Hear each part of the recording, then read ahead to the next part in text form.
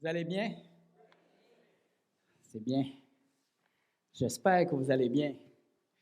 Parce que, en tout cas, pour ma part, je peux dire que ce matin, j'ai eu une double joie. La première, c'est ce que notre frère a mentionné. Aujourd'hui, on souligne l'événement le plus important de l'humanité. Jésus qui a donné sa vie en sacrifice pour que nous soyons sauvés. Ça, il n'y a pas plus grand événement que ça sur la terre. OK?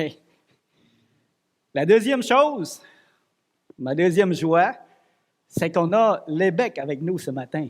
Hein? Puis, c'est rare que ça arrive, mais moi, ça me donne un avant-goût du ciel. Le jour où toutes les églises vont se réunir ensemble, s'assembler ensemble devant Dieu pour louer le Seigneur et goûter enfin à la promesse de cette vie éternelle. Amen. Alors, ce matin, la présence de l'évêque nous donne un avant-goût de cette réunion où toutes les églises de la terre, dans le passé, présent, puis dans le futur, tous les chrétiens ayant vécu, qui ont accepté le Seigneur, Jésus comme étant leur sauveur, tous nous allons être réunis en présence de notre Dieu. Amen. Moi, j'ai hâte. Si vous n'avez pas hâte, moi, j'ai hâte. Alors, voilà ma double joie ce matin et en passant, cordialement bienvenue à tous nos frères et sœurs de l'Ébec. Ça fait une salle un peu plus remplie que d'habitude. Gloire à Dieu. Alors, ce matin, effectivement, nous soulignons Pâques, nous célébrons Pâques. Et le titre de mon message ce matin, c'est « Christ, notre Pâques, a été immolé ». Et j'ai des bonnes questions pour vous dans la salle. J'ai envie de la poser tout de suite. Je voulais attendre un peu, mais je vais la poser tout de suite. Est-ce que vous pouvez dire personnellement pour vous-même que Christ est votre Pâques? Oui? Gloire à Dieu. Parce que ça, c'est une question très importante pour vous de répondre pendant que vous êtes sur la terre. OK? Ça, c'est une question très importante. Et j'aimerais mettre l'accent là-dessus ce matin parce que il ne faut pas passer à côté de ça. Alors, si vous voulez, j'aimerais que vous tourniez avec moi dans 1 Jean. Jean 1. Ouais.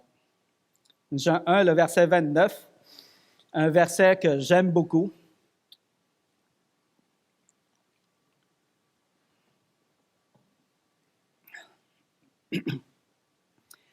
Alors, Jean 1, l'évangile de Jean, le verset 29, ça dit ceci.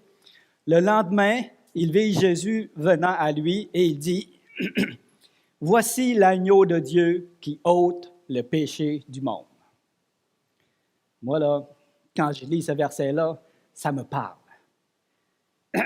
On dirait que ça prend une grande proportion dans mon cœur et dans mon esprit. Quand je lis ça, voici, pas n'importe qui, pas n'importe quoi, voici l'agneau de Dieu. Il fait quoi? Pas n'importe quoi. Il fait quelque chose de très important. Il ôte les péchés du monde. Le péché du monde. Puis je me suis dit, wow, quelle grande déclaration. Puis l'agneau comme tel, quand on regarde un agneau, Jésus est associé à l'agneau ici, non pas pour refléter sa force ou, je ne sais pas moi, quelque chose de majestueux. Non, ici, il est comparé à un agneau en raison de son innocence, en raison de sa douceur, en raison du sacrifice qu'il va faire, comme un agneau qu'on va amener à la boucherie. Et c'est merveilleux parce que en faisant ça, il va ôter le péché du monde. C'est juste une introduction en passant. Allons dans Apocalypse 5, le verset 6.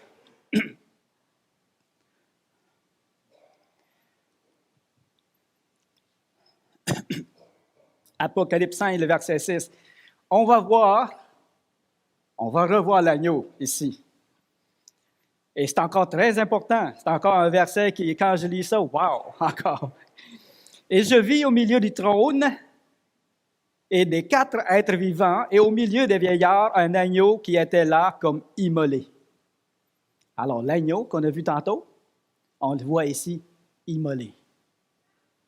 Okay? Allons maintenant dans 1 Corinthiens 5, le verset 7.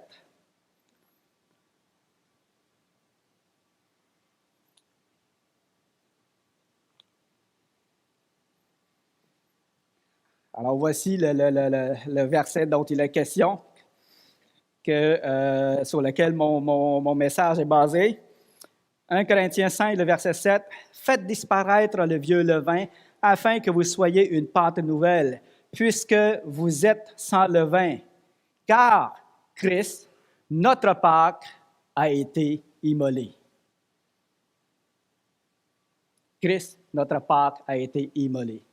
Bon, maintenant, ce matin, je ne veux pas m'attarder sur le levain, mais simplement m'attarder sur le fait que Christ est notre Pâque et qu'il a été immolé. Et la suite, ça dit, « Célébrons donc la fête. » Et je ne vais même pas plus loin dans ce verset-là parce que je ne veux pas me focusser sur le levain ce matin, mais sur le fait que Christ est notre Pâque et je vous invite ce matin à le célébrer. Célébrons donc la fête. Célébrons donc Pâques. Célébrons donc Jésus-Christ, notre Pâques. OK? Pourquoi? Eh bien, comme on l'a dit tantôt, Jésus, le sacrifice qu'il a fait pour nous, bien, c'est l'événement le plus important que le monde ait connu. Seigneur, grand Dieu Tout-Puissant, sois loué, sois béni, Seigneur, maintenant et à jamais. Puisse ta parole parler à nos cœurs, puisse ta parole nous enseigner, puisse ta parole nous vivifier ce matin, afin que nos cœurs et nos pensées puissent vraiment s'élever en adoration vers toi, Seigneur, pour ce grand sacrifice que tu as fait et pour toutes tes bontés que tu as témoignées envers nous, Seigneur. Amen. Alors, comment est-ce qu'on peut célébrer Pâques? Bien, premièrement, il va falloir croire en son sacrifice. Pour ceux qui ont cru, pour ceux qui ont reçu le Seigneur dans leur cœur, pour qui que Jésus est leur Pâque immolé, bien, vous pouvez rendre gloire au Seigneur et dire merci Seigneur pour ce grand sacrifice que tu as fait. Merci de m'avoir sauvé. Merci de m'avoir attiré à toi. Merci de m'avoir pardonné, de m'avoir justifié, de m'avoir purifié. Parce que, comme que le Seigneur a dit, ça, c'est impossible pour un homme. Qui peut aller au ciel? Aux hommes, cela est impossible. Mais à Dieu, tout est possible.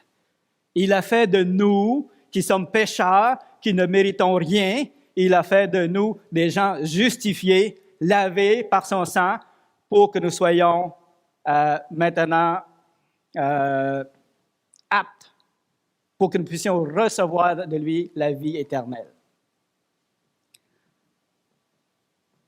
Alors, on peut le rendre gloire, le remercier pour ça. Et si vous n'avez pas encore accepté le Seigneur, si vous n'avez pas encore fait de Jésus votre Sauveur, votre Pâque immolé, eh bien, je vous invite à le faire maintenant. Parce que c'est important. Parce qu'on ne sait jamais, votre vie peut vous être enlevée tout de suite après l'Assemblée.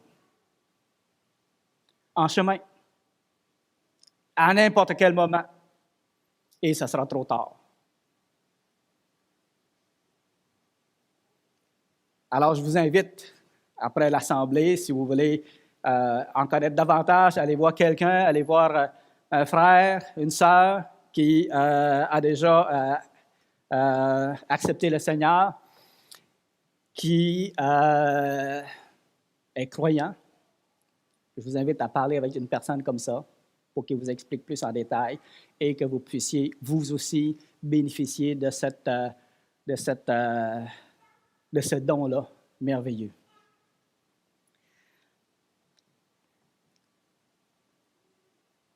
Tantôt, on a quelqu'un a parlé de quelque chose, je ne me souviens plus quoi exactement, mais ah oui, notre frère a mentionné que le salut est gratuit, mais il y a quand même quelque chose à faire. Ce n'est pas automatique. Le fait que Jésus est venu mourir sur la croix ne signifie pas que tout le monde est sauvé automatiquement. Vous devez faire un pas, vous devez l'accepter, vous devez accepter son sacrifice. Alors, la parole de Dieu ici nous parle de Jésus, notre Pâque qui a été immolé. La Bible utilise ce langage-là dans Exode. Ils vont immoler la Pâque. Et dans Luc 22, le verset 7, ça dit, il parle aussi de immoler la Pâque. Qu'est-ce que ça veut dire, ça, immoler la Pâque?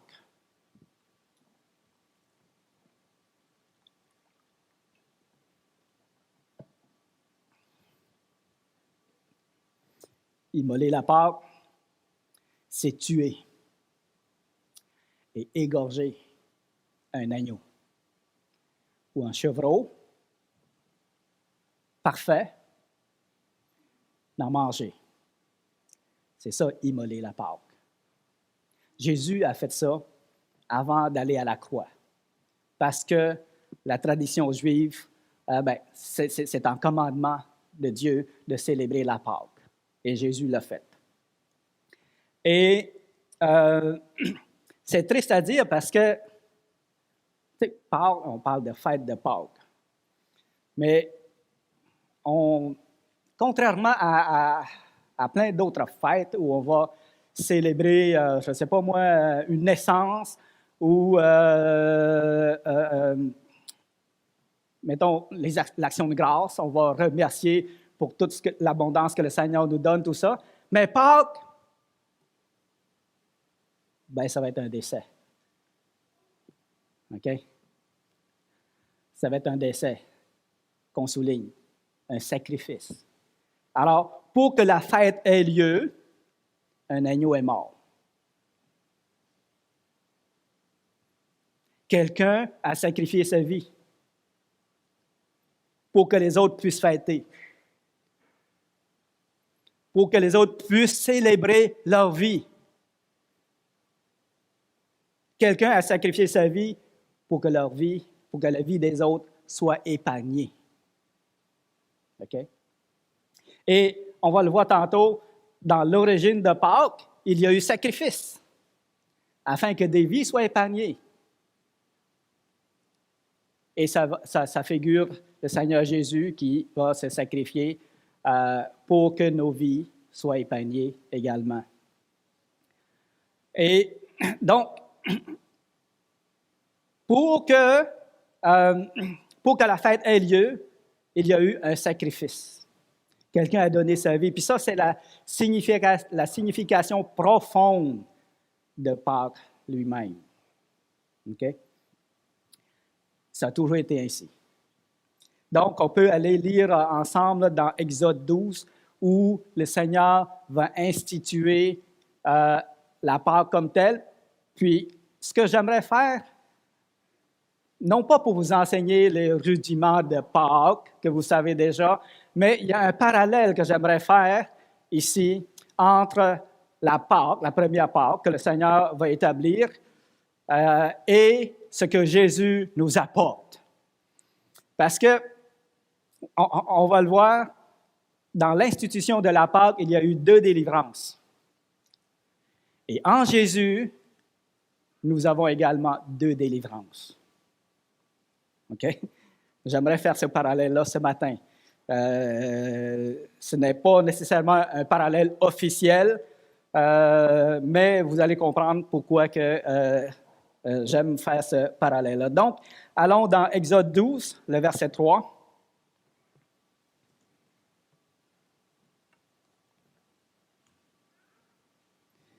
Je ne lirai pas tout le chapitre, mais je vais passer d'un verset à l'autre.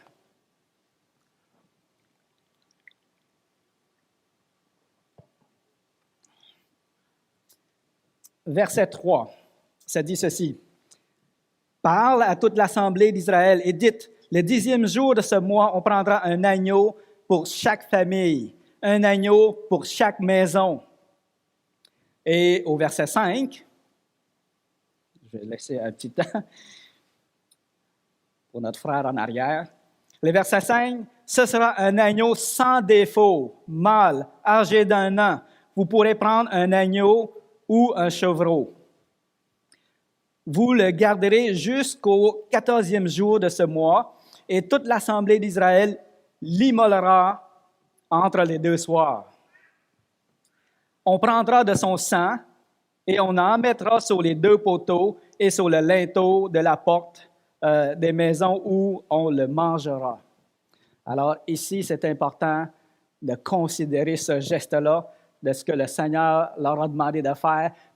Tue un agneau ou un chevreau, prends le sang, puis mets ça sous ton cadre de porte. Et il va expliquer pourquoi. Dans le verset 13, on va le voir, « Le sang vous servira de signe sur les maisons où vous serez. Je verrai le sang et je passerai par-dessus vous, et il n'y aura point de plaie qui vous détruise quand je frapperai le pays d'Égypte. » Alors ici, le sang va servir pour cacher, pour être un abri de ceux qui sont dans la maison, pour qu'ils ne soient pas frappés par la plaie. Le destructeur qui va venir, puis qui va tuer tous les premiers-nés.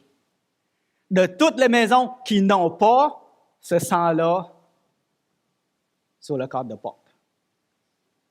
Alors, c'est important. Si Israël veut survivre à ça, veut protéger leur premier-né, il devait se conformer à ça. Okay? Le verset 26.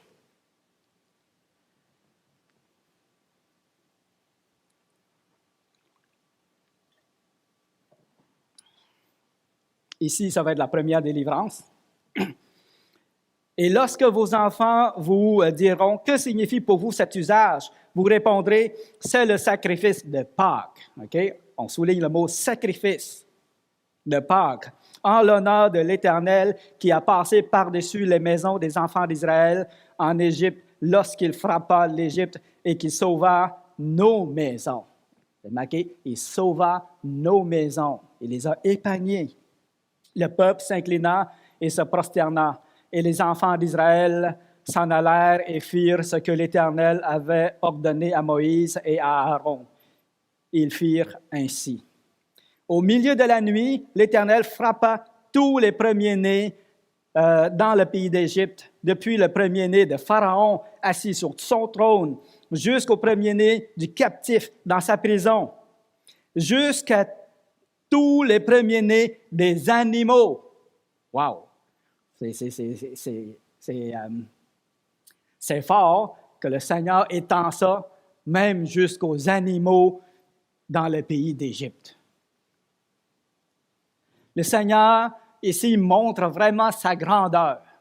Écoute, Pharaon, ce n'est pas un hasard qui va se passer. C'est moi, l'Éternel, qui va agir avec ma main puissante, ma droite puissante. Et par ma volonté seule. Ça ne sera pas un hasard.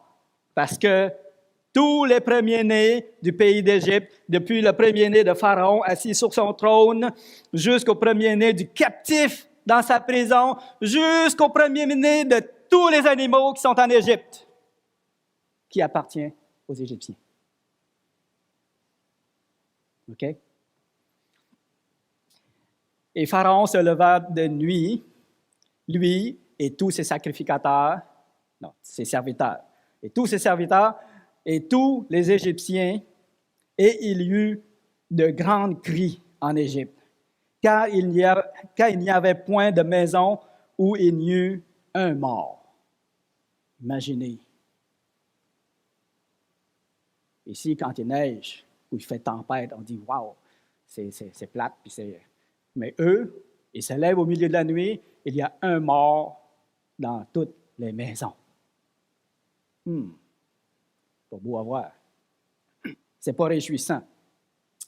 Pharaon se leva de nuit, lui et tous ses serviteurs et tous les Égyptiens, et il y eut de grands cris en Égypte, car il n'y a point de maison où il n'y eut un mort. Dans la nuit même, Pharaon appela Moïse et Aaron et leur dit, « Levez-vous, sortez du milieu de mon peuple, vous et les enfants d'Israël, allez servir l'Éternel comme il vous l'a dit, comme vous l'avez dit. » Alors, ici, si vous avez remarqué, il y a eu 2 délivrances.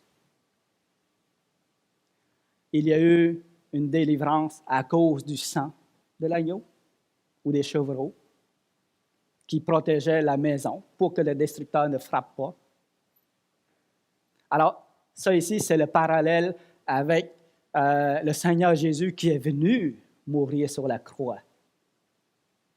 Lorsque, malgré tout le poids qui est sur lui, malgré toute la souffrance qui était sur lui, avec l'idée qu'il allait souffrir sur la croix, qu'il allait se faire persécuter, flageller, maltraiter, sachant tout ça, il va prier, il va dire, « Père, s'il n'est pas possible que cette coupe s'éloigne de moi, que ta volonté soit faite. » OK? Dans le jardin de Gethsémani, c'est ce qu'il a dit.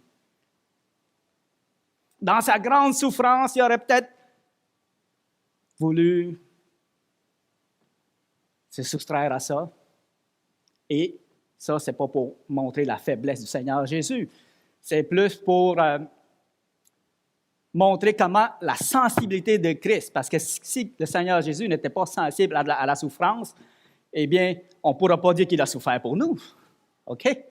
Mais il était pleinement sensible à la souffrance. Malgré ça, il a accepté que la volonté du Père se fasse et il est allé jusqu'à la croix mourir pour nous.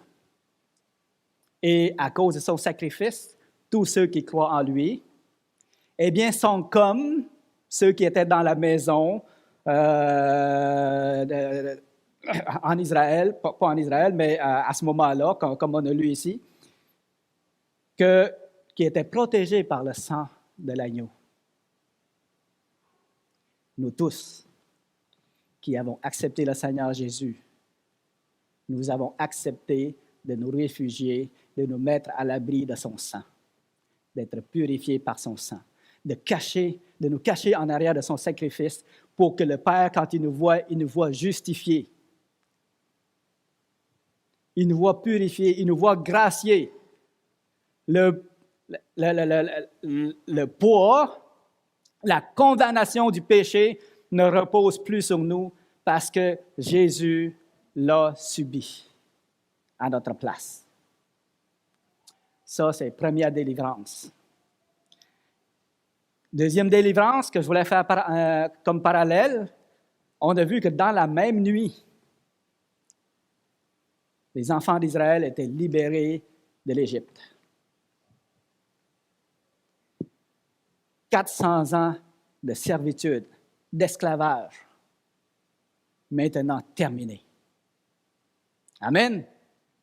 Mon ami, vous n'avez pas vécu l'esclavage comme eux, ils l'ont vécu. Moi non plus. Mais ça doit être tellement réjouissant d'être libéré. Cette nuit-là, lorsque Pharaon dit enfin, allez, sortez du milieu de mon peuple.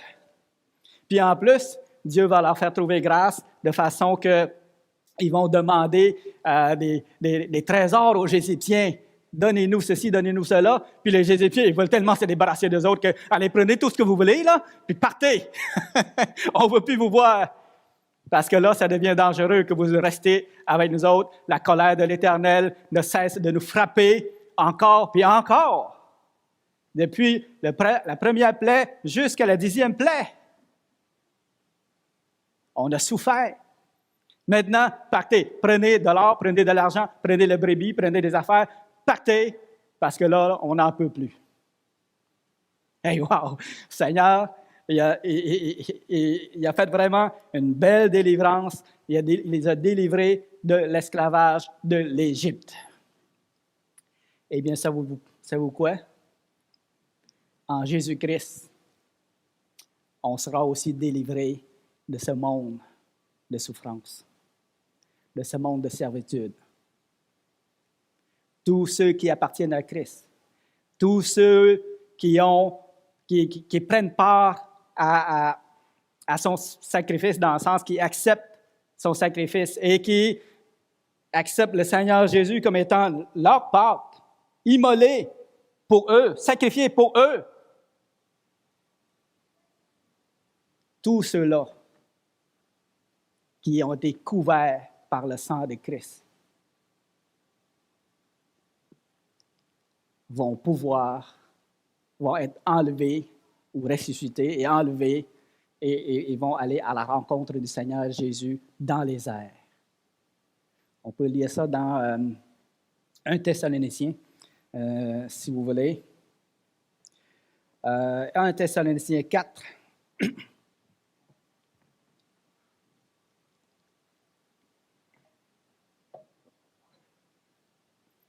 Le verset 15. Belle promesse. Belle promesse pour vous qui êtes en Christ, qui êtes appelés ses enfants. Puis si vous ne l'êtes pas, venez à lui, tout simplement. Dieu ne fait pas exception de personne, il ne rejette personne. Il dit, je ne rejette pas celui qui vient à moi. Alors venez à lui et cette promesse sera également pour vous. Alors, 1 Thessaloniciens 4, le verset 15. « Voici en effet ce que nous vous déclarons d'après la parole du Seigneur. Nous les vivants, restés pour l'avènement du Seigneur, nous ne devancerons pas ceux qui sont morts, car le Seigneur lui-même a un signal donné à la voix d'un archange et au son de la trompette de Dieu descendra du ciel et les morts en Christ ressusciteront premièrement. Ensuite, nous les vivants, qui seront restés, nous serons tous ensemble enlevés avec eux sur des nuées à la rencontre du Seigneur dans les airs. Ainsi, nous serons toujours avec le Seigneur. » C'est pas merveilleux, ça? Amen. En tout cas, comme j'ai mentionné tantôt au début du message, un jour, toutes les églises, tous les chrétiens de tout lieu, de toutes les confins de la terre, de tous les temps, on va être réunis devant le Seigneur pour justement prendre possession de notre royaume, du royaume que le Seigneur a préparé pour nous. OK? Et ça, c'est une promesse que le Seigneur nous donne. En lui, nous avons cette promesse-là. Si vous n'êtes pas en lui, cette promesse-là n'est pas pour vous. C'est triste à dire. Cette promesse-là est pour ceux qui sont en lui, pour qui que le Seigneur Jésus est l'agneau pascal qui a été immolé et dont le sang a recouvert vos péchés. OK?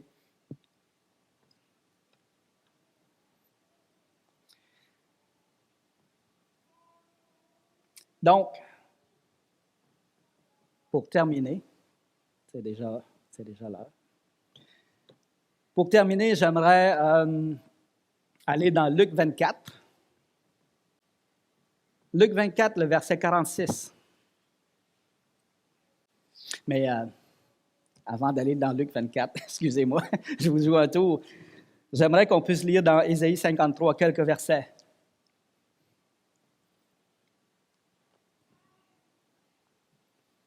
Qui nous parle du Seigneur Jésus, comment il a souffert, comment il a pris notre place.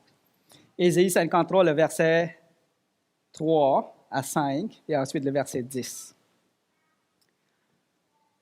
Méprisé et abandonné des hommes, hommes de douleur et habitués à la souffrance, semblable à celui dont on détourne le visage. Nous l'avons dédaigné, nous n'avons fait de lui aucun cas.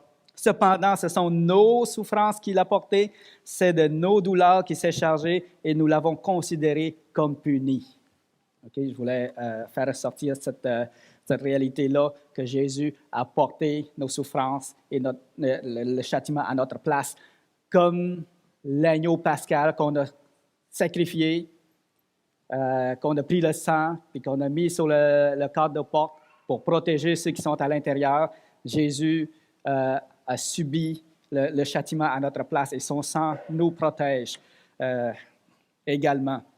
Le verset 5, « Mais il était blessé pour nos péchés, brisé pour nos iniquités. Le châtiment qui nous donne la paix est tombé sur lui et c'est par ses meurtrissures que nous sommes guéris. » Le verset 10, « Il a plu à l'Éternel de le briser par la souffrance. » Okay?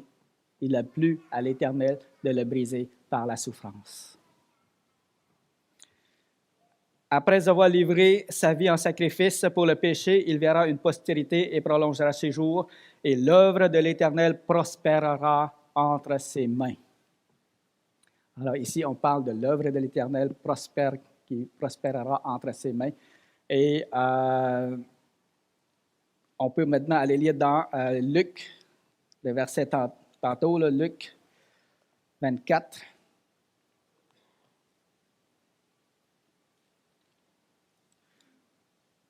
Où on va parler de cette œuvre-là que le Seigneur va confier à ses apôtres et aussi à nous tous qui sommes en lui et qui croyons dans la rédemption et en son sacrifice expiatoire. Okay? Alors, Luc 24, le verset 46. « Et il leur dit, ainsi il est écrit que le Christ souffrirait. » On vient de le lire tantôt. « Et qu'il ressusciterait des morts le troisième jour, et que la repentance et le pardon des péchés seraient prêchés en son nom à toutes les nations, à commencer à Jérusalem. » Alors, voilà en quoi que Jésus est notre Pâque. Parce qu'il a été immolé pour nous. Il est comme un agneau, comme l'agneau pascal qu'on a vu dans Exode, il a été immolé pour nous. Son sang a été versé pour nous. Et tous ceux qui se réfugient en lui sont justifiés, purifiés et sauvés. Et on nous demande, le Seigneur nous demande de prêcher cette bonne nouvelle-là jusqu'aux confins de la terre. Amen. Grand Dieu Tout-Puissant, merci Seigneur que tu es ma Pâque, que je peux dire que tu es mon sacrifice, que à cause de ça, que tu es aussi mon sauveur, parce que j'étais condamné à cause de mon péché. Mais parce que tu es venu mourir à la croix pour subir le châtiment à ma place, maintenant je suis pardonné. En croyant à ton œuvre, je suis pardonné, je suis justifié, Seigneur. Et grâce à cela, je peux espérer, je peux croire et je peux être certain qu'un jour je te verrai face à face lorsque tu viendras chercher ton Église. Je serai avec ton Église. Nous serons avec ton Église. Et toutes les églises seront là, devant toi, Seigneur, pour te célébrer, pour t'exprimer toute notre reconnaissance, Seigneur. Alors, merci. Puisse ce message parcourir toute la terre et qu'il puisse avoir encore des gens qui viennent à toi, qui t'acceptent comme Seigneur et Sauveur de leur vie, Seigneur. Bénis cette journée, bénis mes frères et sœurs. Nous t'en prions. Amen.